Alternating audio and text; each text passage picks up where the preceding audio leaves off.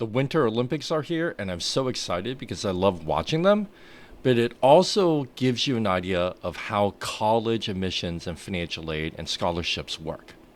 So if you think about any event at the Olympics, whether it's winter or summer, there are hundreds or thousands or tens of thousands of people around the world who try to qualify for the Olympics, right? They try to be good enough to be able to go. Depending on the sport, there may be more or less. But then when they go, they don't necessarily win a medal. Remember, every event only has three medals, right? Gold, silver, or bronze. That's it. So there's all these people, thousands of people around the world trying to make it to the Olympics. And then once they get there, then there's no guarantee that they're going to win a medal. Certainly there are favorites and stuff, but there's no guarantee. So what does this have to do with college? Well, it actually works the same way, right? Lots of kids apply to college hoping to get in, meaning get accepted or qualify, right? Like qualifying for the event. But at most colleges, only a certain amount of people who get in get merit scholarships, or in this case, medals. Now, at some colleges, right, they give medals to almost everybody. Maybe not everybody, but almost everybody. Okay, so if you make it in, you get a scholarship.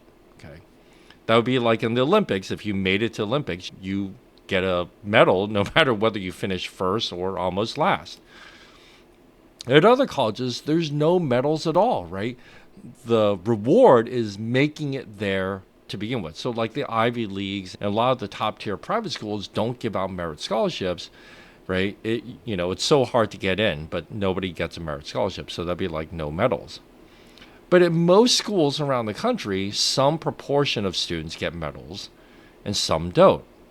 Now, at some schools, there's only one medal, right? Very small percentage of students get it.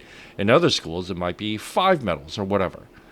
But the point is, if you're going through this process and you're applying to schools, are you looking to just qualify to get in to that school, or in the case of the Olympics event, or are you there to win?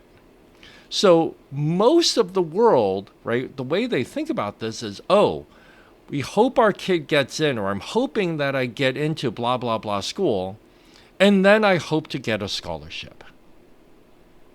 Okay, that's fair.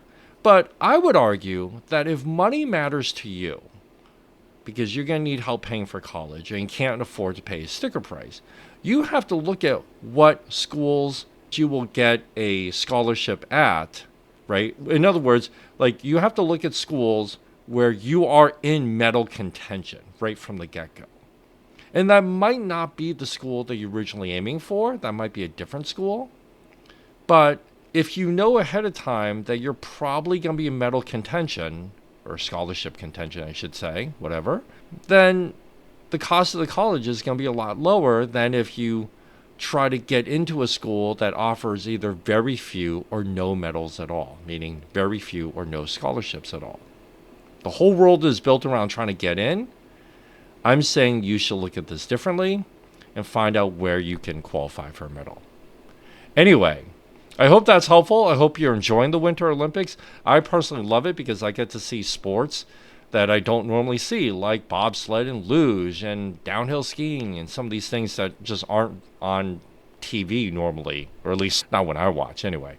So, as always, stay safe, stay healthy, and I'll see you next time.